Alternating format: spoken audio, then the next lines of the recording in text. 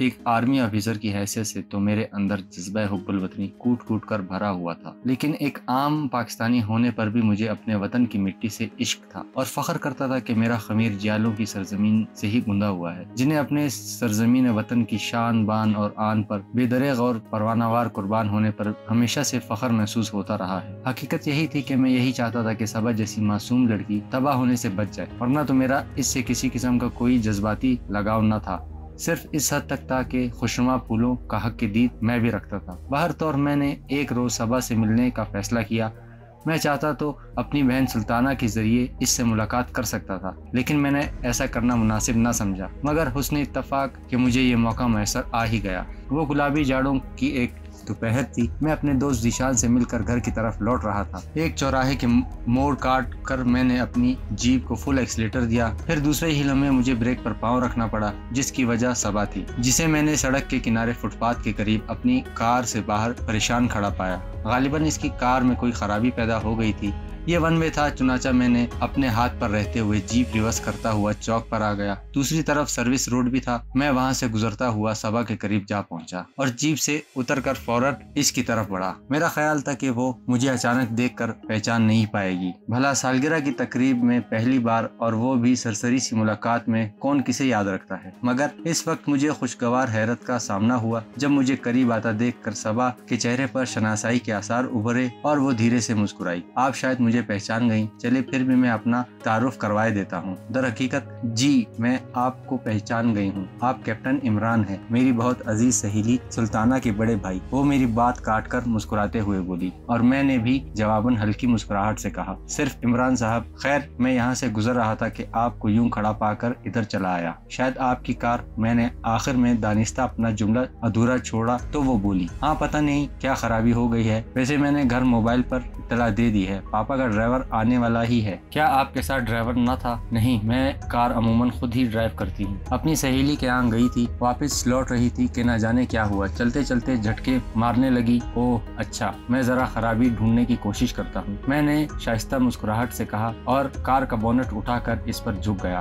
खराबी मामूली न थी, किसी मैकेनिक को दिखाए बगैर दूर नहीं हो सकती, इसलिए मैंने अचानक इससे कहा, अगर आप माइंड न करें तो जब तक आपका ड्राइवर ना आ जाए हम वहाँ सामने वाले रेस्टोरेंट में चलकर बैठ जाते हैं। मैकेनिक भी साथ ही है। जैसे ही आपका ड्राइवर आएगा मैं इसे कार मैकेनिक तक पहुंचाने का कह दूंगा। वो कुछ सोचते हुए राजी हो गई। हम दोनों रेस्टोरेंट में आकर ऐसे गोशे पर बिछी मेजों कुर्सियों पर बराजमान हो गए जहां से सड़क पर खड़ी कार साफ दिखाई दे रही थी। मैंने चाय का ऑर्डर देकर साथ ही कुछ स्नैक भी मंगवाने चाहे, मगर सबा ने माजरत करते हुए सिर्फ चाय पर इक्तफा किया। और सुनाइए आप कैसी हैं? मैंने अपने दिल की बेहद तेज धड़कनों पर काबू पाते हुए कहा। वो हल्की सी मुस्कुराहट के साथ मेरी तरफ देखते हुए बोली, बिल्कुल ठीक, आप सुनाएं, आपकी सर्विस कैसी चल रही है? एकदम फर्स्ट क्लास, मैंने कहा। फिर मैंने गला केंगारते हुए इसके चेहरे की तरफ गौर से देखा और मजीद कहा, सबा साहिबा, दरअसल मैं आपसे एक बहुत अहम बात करना चाहता था और मौके की तलाश में था। पता नहीं आप इसे कहीं मेरा आमियाना रवैये पर महमूल ना करें, मगर मजबूरन भी कुछ अहम बातें करने के लिए बाज औकात ऐसे अमूमी सहारे की जरूरत पड़ती है। वो मेरी बात पर खिलखिलाकर हंस दी। अरे इमरान साहब, आप तो वाकई बहुत संजीदा नजर आने लगे हैं। मैं सुन रही हूँ, मैंने कहा। सबा साहिबा, शायद आपको बुरा लगे, लेकिन क्या आप मुझे ये बताएंगी कि आपके पापा सेठ असगर साहब सुल्तान जहांगीर को कब से जानते हैं? मेरी बात पर वो कदरे चौंक कर मेरा चेहरा तकने लगी। इसकी आंखों में पहली बार यकायक उदासी की एक रमक सी उभरी। फिर जब वो हौले से मुस्कुरा कर बोली तो मुझे इसकी मुस्कुराहट बेतासुर ही महसूस हुई। कुछ ज्यादा पुरानी जान पहचान तो नहीं है, मगर बहरहाल जितनी भी है बहुत मजबूत है। इस थोड़े अरसे में अचानक होने वाली मजबूत दोस्ती की कोई खास वजह, या मेरा मतलब है कि कोई कारोबारी मजबूरी? मैंने इसकी आंखों में झांकते हुए पूछा। तो इस बार वो यूं आंखें फैलाकर मुझे हैरत से देखने लगी जैसे मैंने कोई अनहोनी कह डाली हो। फिर दूसरे ही लम्हे वो अपने मखसूस ढंग से हंसती हुई बोली, अरे वाह इमरान साहब, आप तो गजब के कियाफाशनास हैं। आपको कैसे इल्म हुआ कि मेरे पापा ने किसी कारोबारी मजबूरी की वजह से अंकल सुल्तान के साथ थोड़े अरसे में गहरी दोस्ती बना ली? ये कियाफाशनासी नहीं है सबा साहिबा, बल्कि एक हकीकत है कि सुल्तान जहांगीर की शख्सियत मुल्क दुश्मन अनासिर के हवाले से मशकूक है। ये महज अफवाहें हैं। वो पहली बार मतानत से बोली। मैंने कहा, क्या आप वो कारोबारी मजबूरियां बताएंगी? कि इमरान साहब, मेरा ख्याल है इतना ही काफी है। इसने अचानक कहा कहा। मैं एक तवील सांस लेकर चुप हो गया। इसी असना में वेटर चाय सर्व कर चुका था। फिर जरा देर में ड्राइवर भी आ गया। सबा ने मेरा शुक्रिया अदा किया और अपनी खराब कार की चाबियां ड्राइवर के हवाले करके अपने पापा की कार में रवाना हो गई। मैं ढीले ढाले कदमों से अपनी जीप की तरफ बढ़ गया। सबा से इस मुख्तसर मुलाकात ने मुझे काफी मायूस किया था, मगर मैं अभी नाउमीद नहीं हुआ था। इस दिन लेफ्टिनेंट जीशान ने मुझसे घर फोन पर राब्ता किया। क्या हुआ कैप्टन साहब, क्या सबा से मुलाकात हुई या फिर अब तक सोचा जा रहा है? हाँ यार, हुई थी मुलाकात मेरी। अच्छा, इसके लहजे में गैर यकीनी थी। तो फिर कैसी रही मुलाकात? कुछ खास नतीजा ना निकला, मैंने कहा, लेकिन मुझे कुछ ऐसा महसूस होता है कि सबा कुछ न कुछ जानती है। ये तुमने कैसे अंदाजा लगाया? इसके अचानक गुफ्तगू ताक करने से। इसने पुरसोच हुंकारी भरी। एक और कोशिश, ट्राई अगेन एंड अगेन। मेरा ख्याल है वो कुछ बताना नहीं चाहती, वो चिढ़ जाएगी। अगर ऐसा है तो फिर कैप्टन साहब समझ लेना कि दाल में कुछ काला है। यार जीशान, मुझे भी ऐसा ही लगता है कि दोनों बाप बेटी सुल्तान जहांजेब जैसे खबीस आदमी के सामने मजबूर हों, मैंने कहा। ऑफ कोर्स, जीशान बिला तामुल बोला, और मजबूरी भी ऐसी है कि वो किसी से शेयर भी नहीं कर सकते। एग्जैक्टली, मैंने कहा। वैसे मेरे जहन में ख्याल ये था कि कहीं सुल्तान जहांजेब ने सबा के बाप सेठ असगर को भी तो नहीं अपने साथ मिला लिया। हाँ, ऐसा भी मुमकिन हो सकता है। तो क्या सबा को भी मालूम ना होगा? मैंने किसी ख्याल के तहत कहा। मैं भी, वो बोला। मेरा ख्याल है हमें खुद इन दोनों पर नजर रखनी होगी, सेठ असगर और सुल्तान जहांजेब पर। मैंने पूछा। हाँ यार, मैं चाहता हूँ सबा की जमशेद से मंगनी या फिर कम से कम निकाह से पहले जहांजेब का असल चेहरा आश्कार हो जाए। मैंने दांत भींच कर कहा। लो, ये काम इतना आसान होता तो अब तक हो चुका होता। वो बोला। यार, तुम मेरी मदद करने या हिम्मत बांधने के बजाय मुझे बेहौसला क्यों कर रहे हो? मैंने जिद होकर कहा। वो मुस्कुराते लहजे में बोला। बड़ी, मैं तो हकीकत बयान कर रहा था। मैं तुम्हारे साथ हूँ, हुक्म करो। हाँ, ये हुई ना बात। मैंने खुश होकर कहा। तुम एक काम करो, सबा और जमशेद को ट्रेस करने की कोशिश करो। मैं देखना चाहता हूँ कि इन दोनों में किस हद तक जहनी और दिली हम आहंगी है। इससे क्या पता चलाओगे? जीशान ने पूछा। मैं देखना चाहता हूँ कि आया सबा की जमशेद से किस हद तक अंडरस्टैंडिंग है। तुमने बगौर इन दोनों के बाहमी अंदाज इतवार और मेल जोल पर नजर रखना होगी। और हुक्म, जीशान दोस्ताना सादत मंदी से बोला। बस यार, ये मेहरबानी कर दो। अरे मेहरबानी कैसी, ये तो मेरा फर्ज है, बल्कि ये तो हर आम शहरी का फर्ज है कि वो मुल्क दुश्मन अनासिर को कैफर किरदार तक पहुँचाने का अज़्म अपने दिल में हमा वक्त तैयार रखे। वेरी गुड जीशान, मैं जज्बात से लबरेज होकर खुशी से बोला। मैंने भी यही पुख्ता अज़्म कर रखा है। सुल्तान जहांजेब का चेहरा बेनकाब करके ही रहूंगा, मैंने अज़्म के साथ कहा। वतन का ये अदना खादिम, तुम्हारा यार गार तुम्हारे साथ है, जीशान ने कहा, मगर फिर दूसरे ही लम्हे जरा संजीदगी से बोला। यार इमरान, जरा मोहतात रहना। तुम तो जानते हो कि ये सुल्तान जहांजेब कितना खतरनाक आदमी है। मेजर इफ्तिखार का हशर तुम्हारे सामने है। आज तक इसका पता ना चल सका। हाँ मैं जानता हूँ, मैंने कहा, और फिर खुदाहाफिज कहकर राब्ता मुनक़ता कर दिया। सुल्तान जहांजेब गुलबर्ग के एक इलाके में रहता था। वहाँ इसकी आलिशान कोठी थी। मैं अपनी इस मुहिम में दो बातों का खास तौर पर ख्याल रखना चाहता था। नंबर 1, कि मैं अपनी मखसूस आर्मी जीप का इस्तेमाल इस मुहिम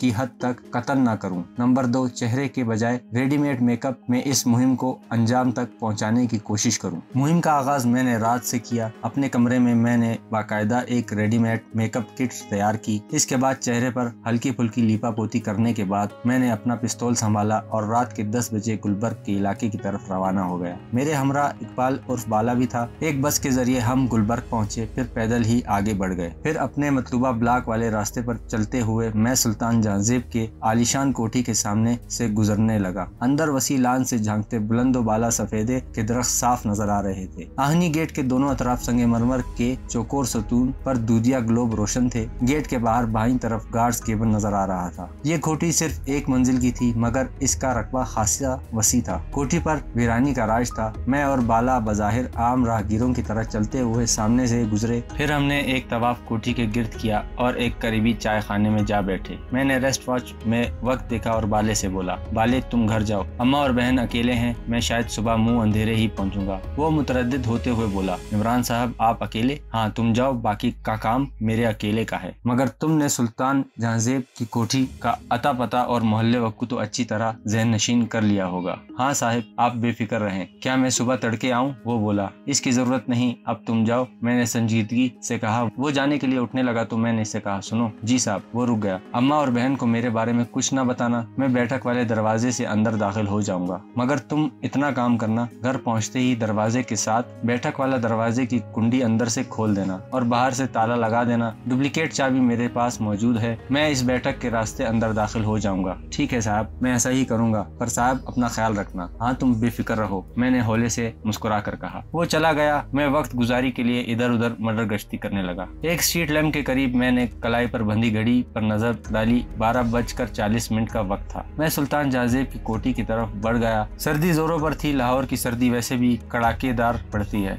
मगर मैंने इस सर्दी से बचाव का एहतमाम कर रखा था। ऊनी स्वेटर तो मैंने पहन ही रखा था, ऊपर से गर्म कोट भी पहना हुआ था, गर्दन के गिर्द मफलर भी लपेट रखा था। जरा ही देर बाद मैं सुल्तान जहाजेब की कोठी के सामने से गुजर रहा था। अब मेरा इरादा कोठी के अकब में से किसी तरह अंदर दाखिल होने का था। मैंने यहाँ का रुख करने से कबल ज़ीशान से मालूमात ले रखी थी। कोठी के अंदर मकीनों की ज्यादा तादाद न थी। सुल्तान जहाजेब, इसकी बीवी, एक बेवा बहन शहला और बेटा जमशेद, कुल 4 मकीन थे। सुल्तान जहाजेब की कोठी में नकब लगाने का मेरा मकसद इसके कमरों की मुफस्सिल तलाशी लेना था। मेरी हेडक्वार्टर के रिकॉर्ड रूम से हासिल की हुई मालूमात के मुताबिक इस कोठी में एक बेसमेंट भी था। दर हकीकत मैं इस तहखाने को तलाश करना चाहता था। चुनाचा मैं कोठी के गेट के सामने से गुजरता हुआ जैसे ही कोठी की शुमाली दीवार के मुतवाजी मुड़ा तो अचानक सामने से आती हुई कार की तेज हेडलाइट्स मुझ पर पड़ी। मैं सर झुकाए रास्ते के किनारे चलता गया। जब कार मेरे करीब से गुजरी तो मैंने ज़दादीद नजरों से कार की तरफ देखा और कार सवार को पहचान कर मैं बुरी तरह ठिठक गया, मगर रुका नहीं। कार सवार अकब नुमा आईने में अचानक रुकता हुआ न देख ले, इस खतरे से। कार में सबा का बाप सेठ असगर सवार था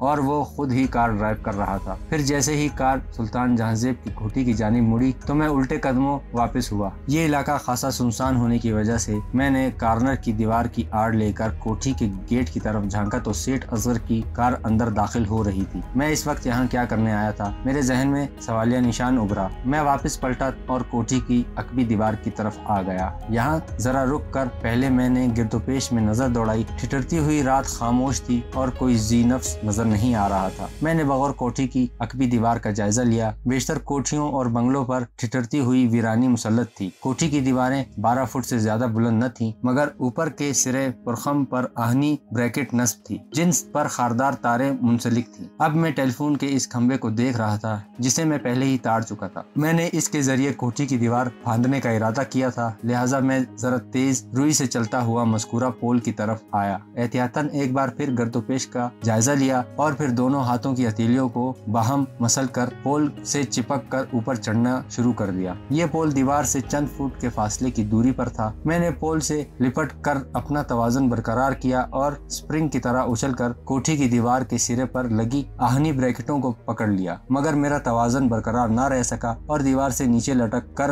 रह गया। बड़ी मुश्किल के साथ मैंने अपनी बेतरतीब सांसों पर काबू पाते हुए अपनी दोनों टांगों को समेटा और खुद को आहनी ब्रैकेटों के दरमियान फंसाने में कामयाब हो गया। ये बाउंड्री वॉल थी जिससे करीबन 5 फुट की दूरी पर कोठी की दीवार नजर आ रही थी, जहाँ से टिंटेड ग्लासेस की 2 अदद खिड़कियां साफ दिखाई दे रही थी जो बंद थी। मैंने नीचे झांका। नीचे गलियारा सा बना हुआ था और वहाँ पौधों की कतारें नजर आ रही थी। इस वक्त कोठी पर खामोशी का राज था। मैंने खुद को फौलादी खारदार तारों से बचाते हुए नीचे गलियारे में छलांग लगा दी। घने पौधों की क्यारियों में हल्की सी धप की आवाज से मैं गिरा और खासी देर तक सुन गुन लेने के गर्ज से वहीं दम साधे पड़ा रहा। आर्मी ट्रेनिंग के दौरान सख्त तरबियत मेरे काम आ रही थी। बहर तौर अच्छी तरह से अपने गिरद पेश की सुन गुन लेने के बाद मैं दबे पांव बढ़ने लगा। गलियारा बाउंड्री वाल के मुतवाजी दाईं जानिब घूम रहा था। मैं भी चलता हुआ मस्कूरा सिमत में घूम गया। अब मैं कोठी की मरकजी दीवार की जानिब खड़ा था। यहाँ भी कमरों के बंद टिंटेड ग्लास की खिड़कियां नजर आ रही थी। मैं फिर भी एहतियात के पेशे नजर झुका झुका आगे बढ़ने लगा। चंद कदम चलने के बाद मैं एक खिड़की के करीब पहुंचकर रुक गया। इस खिड़की के अंदर से मुझे रोशनी की हल्की किरणें फूटती नजर आ रही थी और मध्यम बातों की आवाज भी सुनाई दे रही थी। मैंने जरा सीधा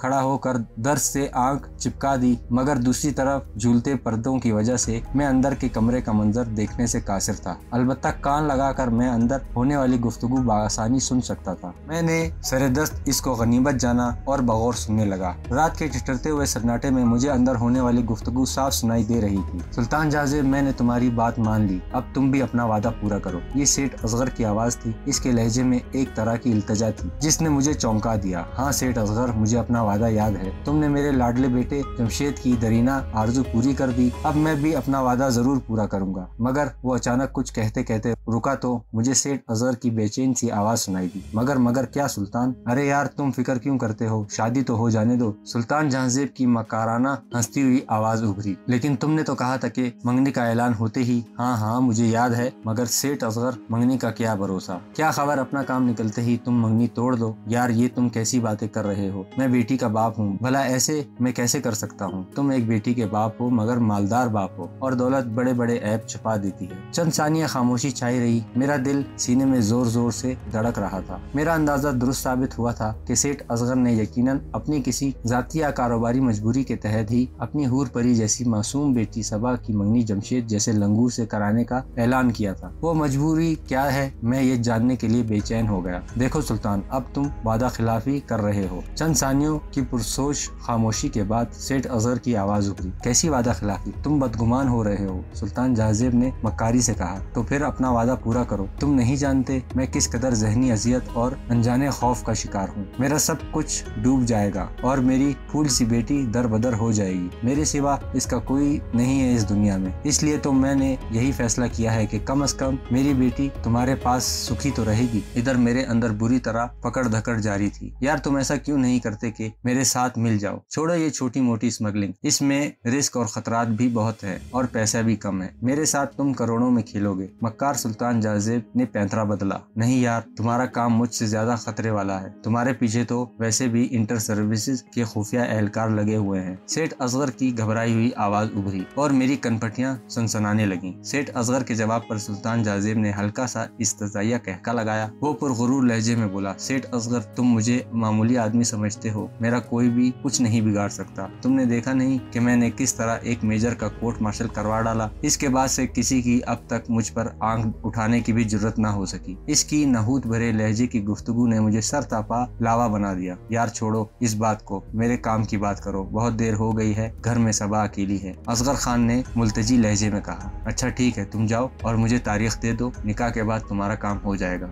सुल्तान जाज़िब ने कहा तो दूसरे ही लम्हे सेठ असगर की पुरतैश आवाज उभरी। सुल्तान, तुम्हें पहले अपना वादा पूरा करना होगा, समझे तुम? ओह हमारी बिल्ली हमें ही म्याऊं। जवाबन सुल्तान जाज़िब की रऊनत आमेज आवाज फिर उभरी। जाओ फिर जो करना है करो, तोड़ दो मंगनी, फिर मैं भी तुम्हें कोड़ी कोड़ी का मोहताज कर दूंगा। फिर तुम्हारी बेटी को तुम्हारे आलिशान सारंग हाउस से बेदखल कर दिया जाएगा। फिर मैं इसे आया नौकरानी बना कर लाऊंगा जो मेरे बेटे की दिलबस्तगी का सामान भी पैदा करेगी। सुल्तान, सेठ असगर की गजब आलूद चीख उभरी। चीखने की जरूरत नहीं है सेठ असगर, अपनी औकात को पहचानो। इस वक्त तुम मेरी चार दीवारी में खड़े हो, ऐसा ना हो तुम्हारा निशान तक न मिले। सुल्तान जाज़िब की भी दुरुस्त आवाज उभरी। ठीक है, मैं माफी चाहता हूँ, सेठ असगर की मुर्दा सी आवाज उभरी। इसके बाद गंभीर खामोशी छा गई। सबा के मुतालिक नापाक लफ्जों के इस्तेमाल ने मुझे आग बबूला कर दिया था। मेरा जी चाहा कि इस वक्त खिड़की के शीशा तोड़कर अंदर दाखिल हो जाऊं और सुल्तान जाज़िब जैसे गद्दार वतन और अजली कुत्ते की गर्दन मरोड़ डालूं। लेकिन मैंने वह मुश्किल अपने अंदर के उबाल पर काबू पाया और मजीद चंद सानिये सुनगुन लेने की कोशिश करता रहा। मगर बदस्तूर खामोशी तारी रहने पर मैं अंदर दाखिल होने के बारे में सोचने लगा। खिड़कियों के जरिए अंदर दाखिल होना नामुमकिन था क्योंकि शीशे सरकाने के बावजूद अंदर आहनी ग्रिल लगी हुई थी। मैंने आगे कदम बढ़ा दिए। मेरा इरादा बैरूनी हिस्से से टेरिस पर कूदने का था, लेकिन अभी मैं चंद कदम ही आगे बढ़ा था कि अचानक मुझे अपने अकब में खौफनाक गुर्राहट सुनाई दी। मैं चौंक कर पलटा तो मेरे औसान खता हो गए। मध्यम रोशनी में मुझे लंबा कदावर और खौफनाक ब्लड हाउंड नजर आया। वो अपनी चमकती हुई खूनख्वार आंखों से मुझे घूर रहा था। इसके हाँफते हुए आधे खुले थूथने से जबान बाहर को लपक रही थी, जहाँ से शिकारी दांतों की खौफनाक झलक साफ नुमाया थी। थी। अभी मैं समझ भी नहीं पाया था कि एक और दरिंदे की खूंखार खराटेदार गुर्राहट मुझे अपने अकब में सुनाई दी। मैं चौंक कर पलटा और मेरा सांस जैसे सीने में अटक कर रह गया। एक और लम्हे को तो दहशत से मेरी आंखें फटी की फटी रह गईं। मेरे सामने वो कद-आवर खूंखार ब्लड साउंड कुत्ता था, जबकि मेरे अकब में एक खूंखार चीता। इन दोनों खूंखार जानवरों के दरमियान मैं खुद को पाकर बुरी तरह बौखला गया था। चीता अपने खौफनाक जबड़े फाड़े तेज नोकीले दांतों की नुमाइश कर रहा था। अपनी पिछली टांगों पर जरा सिमट गया, वो मुझ पर जस्त लगाने के लिए पर तोल रहा था। मैं सर्दी के बावजूद पसीने में नहा गया। मैं बहुत खतरनाक और जानलेवा हद तक नाजुक पोजीशन में था। चश्मेज़द में मैंने अपने मुख्तलिफ पड़ते हवासों पर काबू पाने की कोशिश की। इधर जैसे ही मैंने कोट की जेब में पिस्तौल निकालने के लिए हाथ डाला, चीते ने एक जबरदस्त चिंगाड़ मार कर मुझ पर छलांग लगा दी। मैं एकदम नीचे गिर गया। चीता मेरे ऊपर से होता हुआ कुत्ते पर जा पड़ा। अब आर या पार, मुझे कुछ भी करना था, वरना ये दोनों खूंखार दरिंदे मुझे चीर फाड़ कर रखते थे। मुझे पिस्तौल निकालने का मौका मिल चुका था, चुनाचा मैंने बिजली की फुर्ती के साथ ऊपर तले 3 फायर झोंक मारे। एक गोली तो ब्लड हाउंड कुत्ते के चेहरे पर लगी और वो वहीं ढेर हो गया, जबकि बाकी 2 गोलियां चीते की गर्दन में पेवस्त हो गईं। इसने एक खौफनाक चिंगाड़ मारी और जख्मी होने के बावजूद मुझ पर जस्त लगाने के लिए पर तोल ले। मैंने इसकी दोनों आंखों के दरमियान वाली पेशानी के नाजुक तरीन हिस्से का निशाना लिया और यक्के बाद दिगरे 2 गोलियां दाग डाली। मेरी पिस्तौल की नाली ने धमाके के साथ 2 शोले उगले और चीता वहीं ढेर हो गया। इसी असना में मुझे अकब में मुतअद्दिद दौड़ते कदमों की आवाज सुनाई देने लगी। मैं पलटा और खूंखार दरिंदों की लाशें फलांगता हुआ अंधाधुंध दौड़ पड़ा। दफतन अकब से मुझे रुकने का हुक्म मिला। मैंने पलटकर गोलियां दाग। अगले ही लम्हे मुझ पर गोलियों की बौछार शुरू हो गई। मैं खुद को गोलियों की जद से बचाने की खातिर जमीन पर गिर गया और साथ ही कमांडो ट्रेनिंग के दौरान हासिल की गई तरबियत से काम लेते हुए मैंने बालिंग जिस्ट लगाई और अपने वजूद को बाईं जानिब से गलियारे की तरफ उछालने में कामयाब हो गया और दीवार की आड़ मिलते ही मैंने इंतहाई तेज रफ्तारी से दौड़ते हुए लंबी हाई जंप लगाई तो सीधा बाउंड्री वॉल की मंडेर पर जा पहुंचा। आहनी ब्रैकेटों पर नस्ब खारदार बाढ़ ने मेरी खाल छील कर रख दी। इस वक्त दोबारा मुझ पर कोठी के मुसल्लह गार्ड्स ने ब्रस्ट फायर कर डाले, मगर मैं तो छलावा बना हुआ था। सनसनाता हुआ लहू पारे की मिसाल मेरी रगों में तेजी से गर्दिश कर रहा था। गोलियां बाउंड्री वॉल में जटाजट की आवाज से बेबस्त होने लगी थी। चंद गोलियां आहनी ब्रैकेटों से उचक कर जन से मेरे चेहरे के बिल्कुल करीब से गुजरी थी कि मुझे इनकी आतिशी छपक चेहरे पर साफ महसूस हुई थी। शुक्र था कि मैं अभी तक गोलियों की खौफनाक जद से बचा हुआ था। मैंने फिर एक लम्हे की भी देर न लगाई, उछलकर दीवार की दूसरी तरफ कूद गया और नीचे कूदते ही मैं नाक के सिमत में दौड़ता चला गया।